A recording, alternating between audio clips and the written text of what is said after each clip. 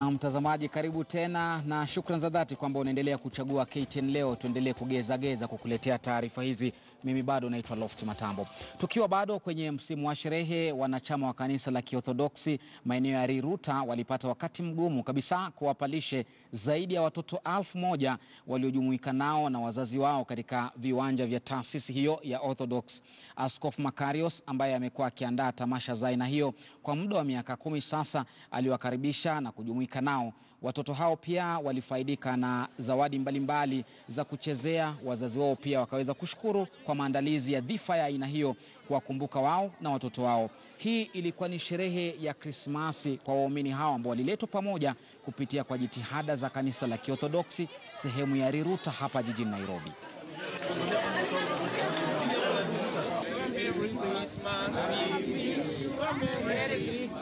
Kama inawezekana kwa kila sub county wawe na jambo kama hili. Jesus was born, and during Christmas period is a time to share with one another. Today is actually a feast for the family. Each and everybody, we know very well that we like to be with our families. Na waumini wa dini ya Kikristo wenye asili ya Kisomali waishio hapa Nairobi na maeneo mengine nchini Kenya walikusanyika eneo la Kiamaiko hapa Nairobi ili kusherehekea Krismasi. Waumini hao ambao ni wafuasi wa kanisa la Theological Victory Church lipatikanalo katika mtaa wa Huruma walitoa wito wao kwa Wakristo wa Kenya kwamba waweze kuishi kwa ujumla wakizingatia uadilifu, ukarimu na matendo mema ili kuafikia malengo ya msimu huu wa Krismasi. Eneo la Kiamaiko lililoko mtaani Huruma linatambulika kutokana na umaarufu wake wa kuwa na soko dhabiti ya nyama, mbali na kuwa na vichinjio vingi vya mbuzi, kondoo na wanyama wengine. Lakini Wakristo walipokuwa wakiadhimisha siku ya Krismasi, soko hili lilipata msisimko mpya. Wafuasi wa kanisa la Theological Victory Church, ambalo waumini na viongozi ni Wakristo wa jamii ya Somali, kwa misafara, nyimbo na densi,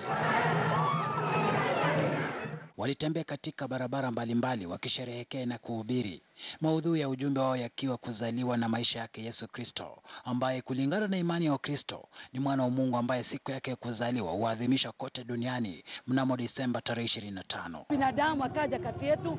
Kwa hivyo Kristo huyu tunasherehekea ukweli na ukweli mtupu.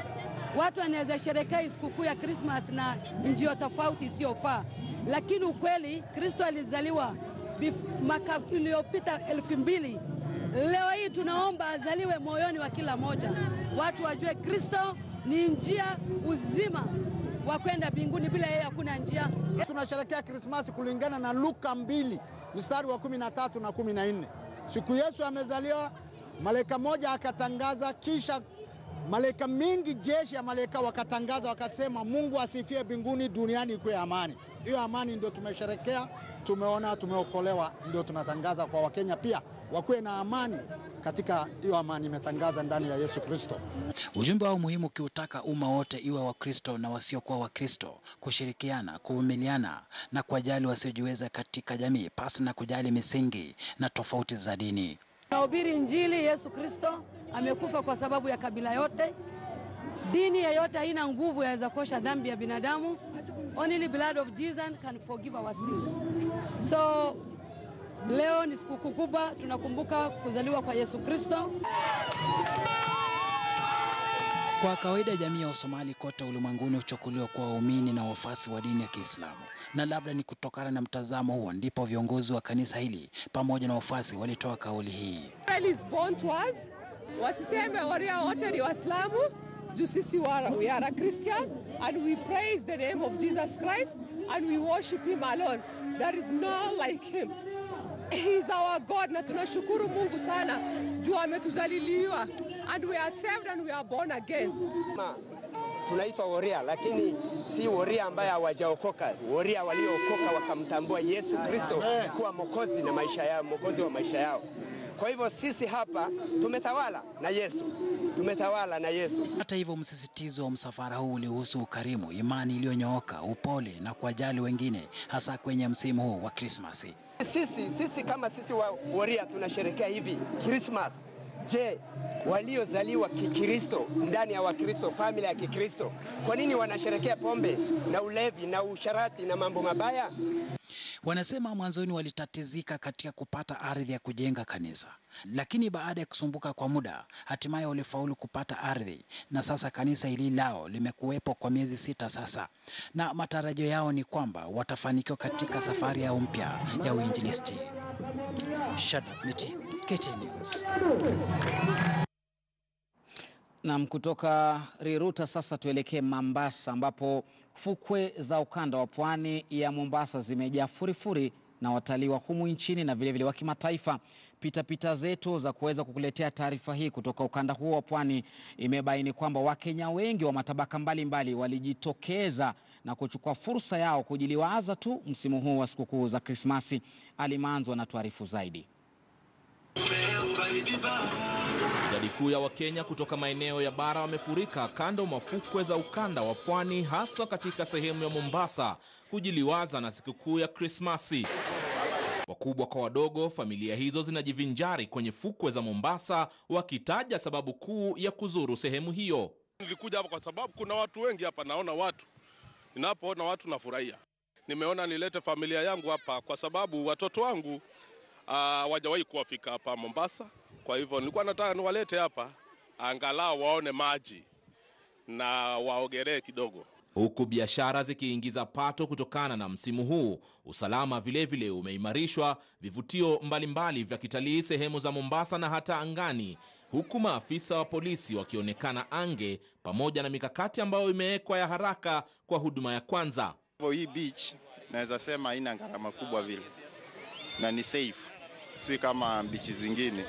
Ni beach unapata kuna watu wengi, unaweza kujivijari bila shida, uongopi. Kuna watu wa kuchunga life savers, vitu kama hizo. Hili beach nimekuja kuona ni mzuri.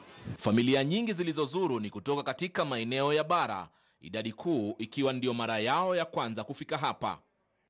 Nilikuwa nimejipanga, ni savings, nilikuwa na save nikijua Christmas hii ya December ikifika nitakuja Mombasa. Na nimekuja na familia yangu. Mji wa Mombasa hufurika watalii wa ndani kwa ndani kutoka maeneo mbalimbali kutokana na vivutio vyake visivyo na mfano katika maeneo haya ya Kenya. Ali Manzu, KTN News. Na mtazamaji, mbali na sherehe, visa kadhaa vya wizi vimeripotiwa mjini Nyeri msimu huu wa sherehe za Krismasi. Baadhi ya wakazi wamelalamika kwamba kuna wale ambao wanatekeleza visa vya utovu wa usalama baada ya nyumba kadhaa kuvunjwa na mali ya thamani isiyojulikana kuibiwa katika kipindi cha siku chache zilizopita. Mwanahabari wetu Ibrahim Karanja anayo maelezo zaidi kuhusiana na utovu huo wa usalama kutoka huko. Katika mojawapo ya manyumba za kupanga mtaani Ruringu, viungani mwa mji wa Nyeri, wakazi wanakadiria hasara baada ya mali yao kuibwa. Ni wizi uliotekelezwa usiku wa manane. I was called by my neighbor, akaniambia some stuff was stolen. So nikakaa baadaye jioni nikapata yenyewe vitu ziliibiwa after they were stolen. So baadaye nikaenda nikaripoti kwa polisi. Huyo beshangu akaniuliza aje, hebu tuangalie huko kwa Joyce ama kumefungwa, juu alikuwa ametravel kiasi. We decided to look at the door, tukaona padlock haiko. Venye tulifungua nyumba, tukapata vitu kama TV, jug, mekol, keypad ya token imechukuliwa. Nikampigia simu nikamwambia vitu zako haziko, and so you have to report, ndio uangalie nini ingine haiko. Utaratibu uliotumika katika kufanikisha wizi huo ukibaini wazi kuwa wahusika ni wandani wa eneo hili, ama angalau walikuwa na ushirikiano mkubwa na mtu au watu wanaoelewa kwa kina mienendo ya wakazi hapa. Hawakuvunja mlango, walifungua padlock yangu. So it's like maybe someone must have gotten an extra key ama kitu kama hiyo. Sikuelewa, cause walifungua tu padlock, wakaingia, wakaiba na wakaenda na hiyo padlock. Lakini usiku mimi nilisikia gari. Nikasikia pa imerushwa mara mbili na geti ikagongwa. Lakini hatukuwa tunajua ni wezi, tulikuwa tunasema tu ni kawaida. Visa kama hivi vimezidi kuripotiwa haswa msimu huu wa Krismasi, huku ikionekana kuwa wanaolengwa ni wale waliosafiri kusherehekea Krismasi katika maeneo mengine nchini na kuacha nyumba zao bila yeyote wa kuzilinda. Maeneo yaliyoathirika zaidi yakiwa ni pamoja na Ruringu, Kamakwa, Ihururu na Kangemi. Wakazi wa mtaa duni wa Majengo pia wakigubikwa na wimbi la wasiwasi. Visa vya utovu wa usalama katika msimu huu wa Krismasi vikionekana kukinzana na msimamo mkali alioshikilia kamishna wa kaunti ya Nyeri Frederick Shisia. Akizungumza na KTN mapema mwezi huu, kamishna huyo aliwahakikishia usalama wakazi. They will face the music. We are not going to relent. We want Nyeri to be a peaceful county where investors can come and invest. And those who are living here, working or farming, they should go about their businesses without being threatened by anybody. Wakati huo huo, kikundi cha wazee mtaani Ihururu kimejitwika jukumu la kuimarisha usalama kwa kuanzisha mafunzo kwa vijana.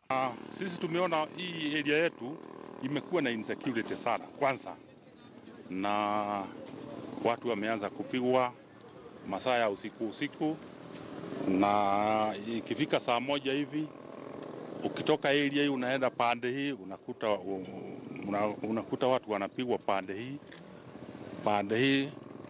Sisi tukaona sisi kama Council of Elders, hii watu wamekuja wakatueleza hii vijana hasa wale wanapigwa, wamejaribu wakaenda kwa administration, hakuna kitu inafanyika.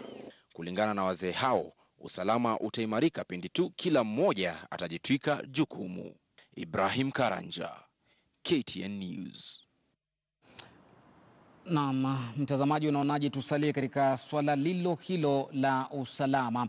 Wakazi wa eneo la Tana Delta wanataka hatua kuchukuliwa dhidi ya watu wanaodaiwa kuongozwa na mwanasiasa fulani kuhujumu jamii ya Wardei katika eneo hilo. Wakazi hao wanasema kwamba vyombo vya usalama vimekuwa vikiwahangaisha kwa muda mrefu sana. Kufikia sasa zaidi ya watu 200 wamekamatwa. Katika mkutano ulioandaliwa na viongozi wa jamii hiyo ya Wardei maeneo ya Tana Delta, swala la kunyanyaswa na maafisa usalama lilijitokeza wazi. Zaidi ya watu 200 wamekamatwa katika mazingira tatanishi. Wameona shida kubwa sana. Hajaona amri yako. DC wanakuja kijiji, wanashika watu, wamechukua na matumilisho ya wakijana. Wamepeleka na polisi, wanarokota na pesa 1,000 kila mtu. Kando na makazi duni wanamoishi jamii ya Wardei katika kambi ya wakimbizi kwenye njia ya Minjila na Hola, wanasema msako wa mwanafunzi wa Italy Silvia Romano aliyetekwa nyara umewasababishia masaibu ya kutosha kutoka kwa maafisa wa polisi. Machifu kwa nguvu gani sasa wanaongoza na majeshi, wanapeleka na kijiji ya mtu wanasema fulani shikeni. Mimi wameona shida kama hiyo na shida kama hiyo sisi sitaki. Their livelihoods have been destabilized because they were displaced. So we'd really like to appeal that they get due regard. Financing and support coming from the county government.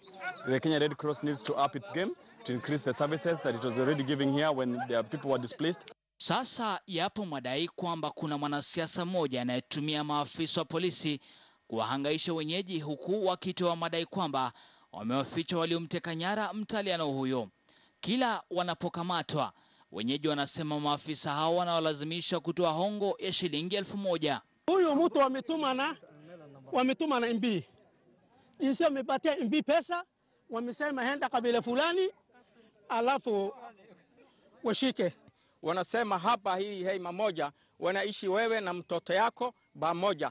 Ile tabia wewe na mama unafanyanga hiyo usiku, asubuhi mtoto anafanyanga tabia kama hiyo. Wanataka idara husika serikalini kuingilia kati kuwaepusha na mahangaiko zaidi, huku pia wakifanya ombi kwamba waondolewe katika kambi hiyo ya wakimbizi ambapo wanapitia mahangaiko si haba.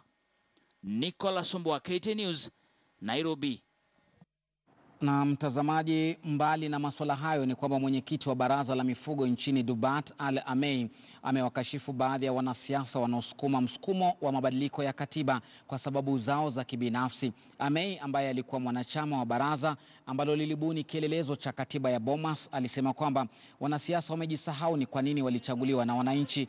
Akizungumza mjini Garissa, aliongeza kwamba kuwa iwapo kutakuwa na haja ya kufanya mabadiliko ya katiba, basi ni ya kupunguza idadi ya afisi ili kupunguza gharama ya kutekeleza katiba kusimamia afisi mbalimbali.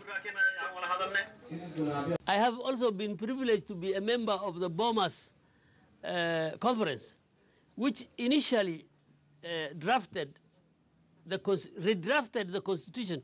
We did not want this system of one take all. When the president wins the election, he takes everything.